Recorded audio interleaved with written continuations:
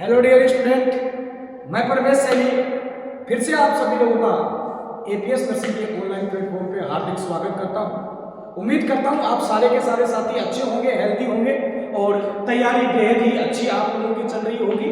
और इसी उम्मीद के साथ आज अपन डिस्कस करेंगे आपकी जो दोबारा से जो रिवाइज जो टाइम टेबल आया है और जिसमें थर्ड सेमेस्टर की आप लोगों की जो एग्जाम है, कौन से सब्जेक्ट की जो आप लोगों की एग्जाम जो होनी है, एक सब्जेक्ट की तो आप लोगों का पेपर कैंसिल हुआ नहीं था एडिट नर्सिंग का, एक सब्जेक्ट जो माइक्रोबायोलॉजी और इन्फेक्शन कंट्रोल का जो आपका सब्जेक्ट का पेपर जो कैंसिल हुआ था, जो दोबारा जो होना है, जो कि आपका 15 फरवरी को जो पेपर है, उस 15 फरवरी की तैयारी को आपको इवेलुएट करने के लिए कि कैसी तैयारी है। हालांकि मैं मानता हूं कि सबकी तैयारी अच्छी होगी, तो लास्ट समय जो आपको रिवाइज करके जो टॉपिक जाने हैं, जिन पे आपको फोकस ज्यादा करना है, क्योंकि कुछ बच्चे कंफ्यूज है कि सर अभी हमारा पेपर हुआ है, उसमें से जो क्वेश्चंस आए हैं वो दोबारा आ सकते हैं। तो डेफिनेटली उनमें से भी क्वेश्चंस आ सकते हैं, तो पहले तो वो गलती नहीं करें कि जो क्वेश्चंस आपने पढ़े हैं या जो पढ़े थे एग्जाम में आ चुके हैं, उनको दोबारा न पढ़ने की बिल्कुल भी गलती नहीं करें। उनको आपको पढ़ना है, वो क्वेश्चंस दोबारा आपको एग्जाम में देखने को मिल सकते हैं। इसके अलावा जो आ चुके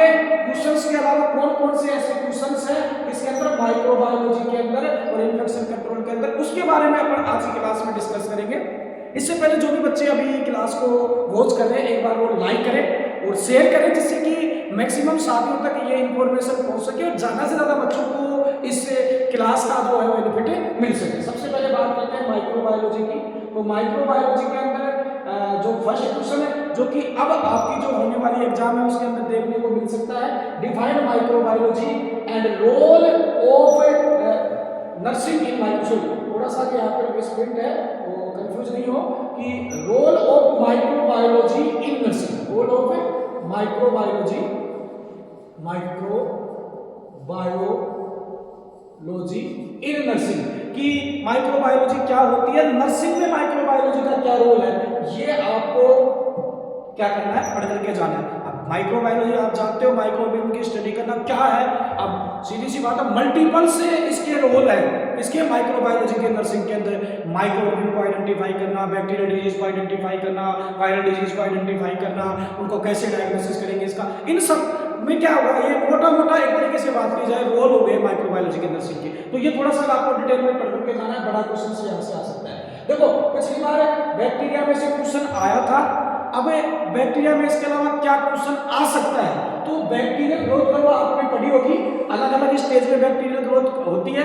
बैक्टीरिया जैसे ही बॉडी के अंदर जाता है, फिर उसके बाद में धीरे धीरे क्या करेगा, कोलोनाइजेशन करेगा, फिर ग्रोथ उसकी बढ़ने लगेगी, फिर पीक लेवल पे पहुंचेगी, डिक्लाइन। तो इसको अपन क्या बोलते हैं कि बैक्टीरिया की जो ग्रोथ है एक कर्व के रूप में होती है, तो इसको अपन बोलते हैं bacterial growth curve. Bacterial growth curve होती क्या है, कितनी स्टेज में क्या होती है, उसका डायग्राम आपको बनाना है।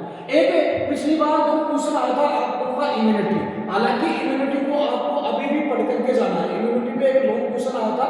इस बार जो क्वेश्चन आने की संभावना है वो इम्यूनाइजेशन के ऊपर आपका क्वेश्चन आने की जो संभावना है वो थोड़ी सी बढ़ जाती है। तो इम्यूनाइजेशन को आपको, इम्यूनाइजेशन जो शेड्यूल है उसको अच्छे से पढ़ करके जाना है। इसके अलावा एंटीजन एंटीबॉडी रिएक्शंस आपको अच्छे से पढ़ करके जानी है। इसके अलावा पिछली बार जो क्वेश्चंस थे वो बैक्टीरियोलॉजी और वायरोलॉजी में से बहुत ज्यादा नहीं आए थे, तो इस बार थोड़ा सा एग्जामिनर का फोकस हो सकता है कि वो किसी पर्टिकुलर वायरोलॉजी में से क्वेश्चंस आपसे कर सकता है, बैक्टीरियोलॉजी में से कर सकता है। तो सम इंपॉर्टेंट बैक्टीरिया और वायरस जिनमें से क्वेश्चन आने की पॉसिबिलिटी बढ़ सकती है। उसमें वायरस की बात करें तो HIV वायरस आप सभी लोगों का फेवरेट वायरस, जिसको आपको अच्छे से पढ़ करके जाना है। देन इसके अलावा रेबीज, हेपेटाइटिस, डेंगू और कोरोना वायरस, ये वो 5 इंपॉर्टेंट वायरस है जिनके अंदर क्वेश्चन पूछे जाने की पॉसिबिलिटी बहुत ज्यादा है। तो वायरोलॉजी जब आप पढ़ो तो उस वायरोलॉजी में से इन क्वेश्चन से, सॉरी इन वायरस को आपको थोड़ा सा के ज्यादा वेटेज देना है, ज्यादा प्राथमिकता देनी है, जिससे कि आपकी जो तैयारी है और ज्यादा सुदृढ़ हो सके और आप लोगों को इसका बेनिफिट मिल सके। तो ये कुछ इंपॉर्टेंट क्वेश्चंस किसके, प्यारे बच्चों, माइक्रोबायोलॉजी के। इसी में कुछ क्वेश्चंस और है जो कि आ सकते हैं। इसमें बात करें बैक्टीरियोलॉजी के अंदर, तो बैक्टीरिया में जो क्वेश्चंस पूछे जाने की संभावना है उसमें सबसे ज्यादा माइकोबैक्टीरियम ट्यूबरकुलोसिस, देन इसके अलावा सिफिलिस जिसकी वजह से होता है ट्रिपैनोमा पैलिडम जो कि पूछा जा सकता है। इसके अलावा पैरासाइट्स में एक पैरासाइट जो बार बार एग्जाम के अंदर रिपीट होता है वो है मलेरिया। तो मलेरिया के बारे में आपको डिटेल में पढ़ करके जाना है। ये वो सारी की सारी चीज़ें मैंने कवर करने की कोशिश की है जो कि आपके एग्जाम पॉइंट ऑफ व्यू से very very very very important है। हालांकि आप सभी लोगों की तैयारी मुझे पता है बहुत अच्छी है, लेकिन लास्ट समय अभी आप क्या कर रहे हो, चीज़ों को रिवाइज कर रहे हो। तो रिवाइज चीज़ों को स्मार्टली करना है, मतलब उन चीज़ों को रिवाइज करना है कि जो आपको एग्जाम के अंदर देखने को मिल सके। तो ये कंटेंट आपके लिए इंपॉर्टेंट होगा चीज़ों को रिवाइज करने के। तो ये तो हो गया आपका किसका कंटेंट, प्यारे बच्चों, माइक्रोबायोलॉजी का। अभी इन्फेक्शन कंट्रोल के अंदर बात करें, इन्फेक्शन कंट्रोल के अंदर, तो इन्फेक्शन कंट्रोल के अंदर जो क्वेश्चन पूछा जा सकता है आपको वो आ सकता है, पिछली बार हालांकि ये क्वेश्चन आ चुका है, defined hospital acquired infection, then biomedical waste management. BMW को अच्छे से पढ़ जाना, हालांकि आया था क्वेश्चन लेकिन बीएमडब्ल्यू में शॉर्ट क्वेश्चन था। तो बीएमडब्ल्यू जो है उस पे लॉन्ग जो क्वेश्चन है, या मैं बोलूँ ऐसे टाइप जो क्वेश्चन है वो पूछे जाने की पॉसिबिलिटी बहुत ज़्यादा है। अब इसमें बीएमडब्ल्यू होता क्या है, बीएमडब्ल्यू की कितनी कैटेगरीज होती है, देन कैसे डिस्पोज करते हैं, सेग्रीगेशन से सारा आप लोगों को पढ़ करके, कलर कोडिंग, देन इसके अलावा जो 10 कैटेगरी है उनको आपको अच्छे से पढ़ करके जाना है। एक जो क्वेश्चन बन सकता है आइसोलेशन क्या होता है, देन इसके अलावा standard precautions, multiple standard precautions है, जैसे बात की जाए हैंड वॉशिंग भी एक स्टैंडर्ड प्रिकॉशंस के अंदर ही आता है। देन इसके अलावा गाउन हो गया, ग्लव्स हो गया, मतलब ये स्टैंडर्ड प्रिकॉशंस क्या होते हैं, क्या इंपॉर्टेंस है, क्या प्रिंसिपल्स है, इन सब के बारे में डिटेल में आपको पढ़ना है। नाम से पता लगा सब्जेक्ट का इन्फेक्शन कंट्रोल, इसमें सारी की सारी वो चीजें पढ़ेंगे जिससे कि पेशेंट को इन्फेक्शन से बचाया जा सके, एज ए स्टाफ खुद इन्फेक्शन से बच सके। देन इसके अलावा methods of infection prevention, then पिछली बार ये क्वेश्चन आ चुका है, कौन सा, डिसइंफेक्शन एंड स्टेरिलाइजेशन, लेकिन फिर भी ये वेरी वेरी इंपॉर्टेंट है। पिछली बार बड़ा क्वेश्चन आया था, इस बार हो सकता है शॉर्ट क्वेश्चन आ जाए, लेकिन पूरी पॉसिबिलिटी बनती है कि इसमें से क्वेश्चन आए।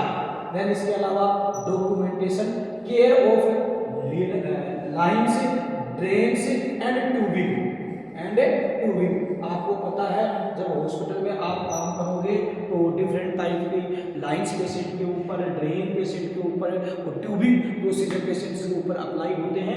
तो उन पेशेंट्स की केयर कैसे करेंगे, लाइन्स वाले पेशेंट की, ड्रेन वाले पेशेंट की, आईवी ट्यूब है, देन इसके अलावा कैथेटराइजेशन है, गैस्ट्रो इंटेस्टाइनल ट्रैक्ट के अंदर कोई कोलेस्टोमी हो रखी है, कोई ट्यूबिंग लगी हुई है, उनकी केयर कैसे करेंगे। इसके अलावा हेल्थ केयर एसोसिएटेड, मतलब हेल्थ केयर से रिलेटेड, हॉस्पिटल से रिलेटेड कौन से इन्फेक्शन हो सकते हैं उनके बारे में, एक vaccination program for health care staff, then इसके अलावा हैंड वॉशिंग और हजारियस मटेरियल सेफ्टी।